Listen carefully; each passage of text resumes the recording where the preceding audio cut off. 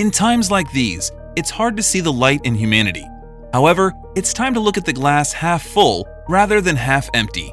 And this story you're about to read is going to definitely cause some tears. So you better have a Kleenex handy. You're gonna need it.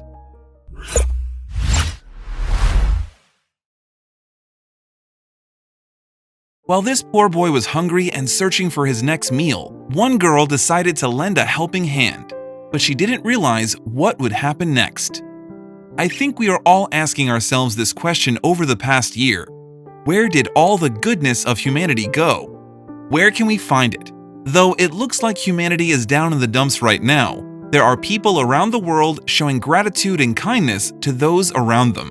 And it's those very people who are continuing to remind the rest of us that yes, kindness exists. You're about to see real kindness happen in this story. We always tend to think that kindness needs to be done in an extravagant way, that it only matters when we do something big, like buying someone a car or a house. And sure, those acts of kindness are incredible, but they happen once every 10 years. The real acts of kindness that matter are the small ones that appear to be insignificant, yet are unforgettable to those who receive them. In this story, it all happened in a small village. Doesn't these kinds of stories always happen in a small village? I'm just joking. In this small village, there lived a poor boy named Cato. And while most children are in school at his age, he was busy working on the street, doing anything he could to earn money for food. With the earnings he made, he also helped his mother out with paying for rent as well. It's a lot of responsibility for a young boy, yet Cato did what he had to do. Sadly, Cato isn't the only boy who's working at such a young age. Over 152 million children are victims of child labor around the world, with 88 million of them being boys. While girls are more likely to undertake household chores, boys are usually leaving school to join the labor force. And unfortunately, Cato was living within that statistic. Whether it's working in forced labor or begging, it's not easy for a kid. It's not easy for anyone. And one day, he couldn't take it anymore. One day, while Cato was working, he became very tired and hungry. It was a hunger he couldn't overcome. He needed something to eat badly. He looked in the direction of a bakery where they were selling warm and fresh buns. He headed to the bakery to buy some buns as a reward for his hard day at work. Upon walking into the bakery, he realized something. He only had one coin, and it wasn't enough to buy buns with. While his tummy was begging for food, he couldn't buy any. Disappointed with his discovery, Cato left the bakery and headed back to work. But he couldn't control his hunger. It was overwhelming. He needed to eat something.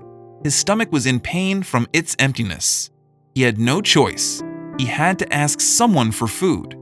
Though it wasn't something he was comfortable doing. He didn't want to beg for food. He wanted to pay for it himself. So, after practicing what he was going to say, he knocked on the next door he saw. He decided to try his luck with the first door he saw. He gave a couple of knocks and waited patiently. Though when it opened up, he realized he couldn't do what he had intended to do. A sweet young girl opened the door.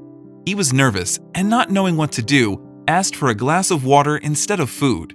What a strange request. Why would you knock on someone's door for a glass of water? For the girl, she thought the request from the boy was strange and thought that maybe there was another reason why he asked for a glass of water. She decided that he must be hungry, and therefore, instead of giving him water, she brought him a glass of milk and a bun. Cato was embarrassed, but drank the milk and ate the bun. But he didn't want to leave without paying her, so he asked her how much the milk and bun cost him. She was surprised by Cato wanting to pay her for the glass of milk and bun, so she told him, "You don't owe me anything. My mother taught me to never ask for money." He was touched and thanked her for her kindness.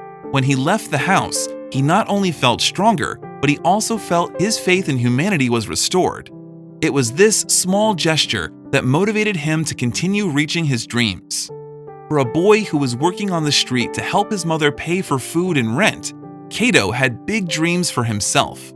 He dreamed of finishing school and becoming a successful person so he could help his mother and the people around him who needed help. Though the cards weren't in his favor, Cato was determined to work hard and achieve his dreams, no matter the cost.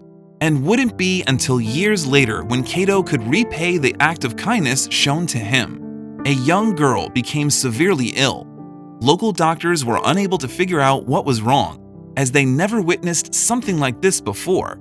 Since they weren't able to help her, they sent her to a large city where the best doctors examined her. However, no one was able to figure out what was causing her illness. The doctor who was able to find out the reason for her condition was young Dr. Kato. While going through the patient's chart, he noticed her name and the village she was from. The moment he knew where she was from, he gained even more curiosity about the young girl. Kato decided to go see the patient himself.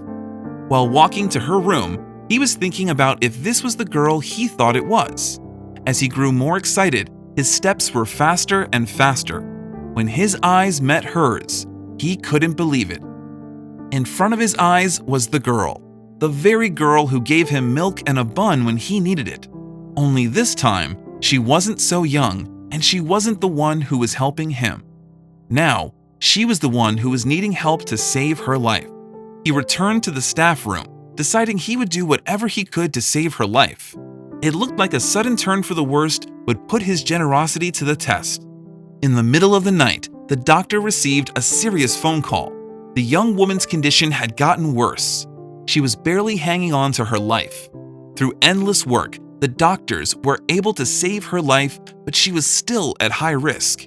Kato was anxious and rushed to the hospital the following day. He couldn't lose this patient. She was the one person who helped him when he needed it most. When he arrived, she was hooked up to several machines, showing him just how serious this illness was. Her skin was pale white, and her heart was beating so slowly, it was hard for the machinery to trace it. A week had passed, and her condition didn't improve at all. Though Kato didn't want to lose hope, he was getting the feeling that nothing more could be done to help her. Everything they tried to do wasn't working. It was time to make a hard decision. As a doctor, you sometimes need to make difficult decisions, and this one he didn't want to make. But he had no choice. She was basically at the end of her life. So, he decided to end her life support. Before doing this, he sat down next to her, holding her hand while talking to her unconscious body. He said that he knew how valuable her life was and that whoever she was, he wanted to help her so badly as the young girl who once helped him did. Kato finished his speech to her and got up to leave. As he was leaving, he saw the woman move her finger. It was the signal he was hoping to get all this time. After weeks of no response, he finally saw a glimpse of hope. It was clear she didn't want to die either. That small finger movement showed him she was fighting for her life as well.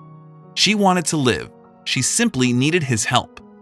From the second he saw her finger move, he was inspired to do whatever he could to bring her back to life. This was his time to do what he was hired to do: save lives. A week passed, and the head doctor suggested disconnecting her from the machines, as he believed the woman could not be saved. The chance of her waking up was slim, and keeping her on life support was costing the hospital thousands of dollars. Kato begged for a couple of more days to work with the patient in hopes of waking her up. He told the head doctor that his patient would wake up in a couple of days, even though he had no idea if that would actually happen. His request was approved, and the head doctor agreed to give him one more chance. However, within a few hours, something miraculous happened. She woke up. After a long battle, she gained consciousness, and her illness was cured. But before she could leave, she had a hefty hospital bill to pay. If you're not covered with health insurance, chances are your medical bill will be through the roof. Before the young woman could leave, she had to pay the hospital bill.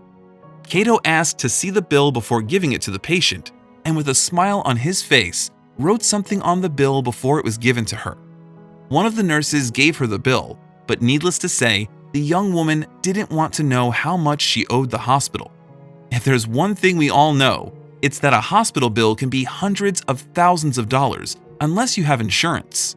Naturally, the young woman was fearful of what the amount would come to. If she had a big bill to pay, she could end up spending the rest of her life trying to pay it off. And who wants to know that not dying would cost more than being taken off of life support. She had to open up the bill eventually. She was not excited to open up the bill, but she had no choice if she wanted to go home.